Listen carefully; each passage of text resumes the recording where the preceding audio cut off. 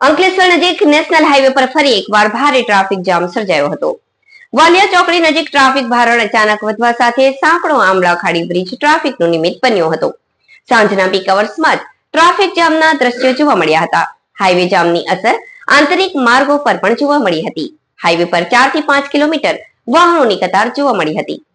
અંકલેશ્વરથી સુરત તરફ જતા લેન્ડ પુનઃ એકવાર મંગળવારના રોજ વાહનોની 4 થી 5 કિલોમીટર લાંબી લાઈન જોવા મળી રહી છે. ટ્રાફિક જામના કારણે અનેક વાહન ચાલકો અટવાયા હતા. આ તરફ અંકલેશ્વરથી વાલિયા ચોકડી નજીક આંબલા ખાડી પરના ઓવરબ્રિજ પર સાંકડો હોવાથી વાહનોની ગતિ અવરોધાઈ રહી છે, જેને લઈ પુનઃ આંબલા ખાડી બ્રિજથી લઈ રાજપીપળા ચોકડીથી આગળ સહયોગ હોટલ સુધી ટ્રાફિક જામ જોવા મળ્યો હતો. હાઈવે પર સર્જાયેલ ટ્રાફિક જામની અસર વાલિયા ચોકડી પર પણ જોવા મળી હતી, જ્યાં જૂના નેશનલ હાઈવે નંબર 8 અને વાલિયા જતા સ્ટેટ હાઈવે પર પણ વાહનોની કતાર જોવા મળી હતી. બી ડિવિઝન પોલીસ અને જિલ્લા ટ્રાફિક પોલીસે સ્થળ પર દોડી આવી ટ્રાફિક નિયમન કરવું પડ્યું હતું. અચાનક ટ્રાફિક ભારણ વધતા સમસ્યા સર્જાઈ હતી, જેમાં વાલિયા ચોકડી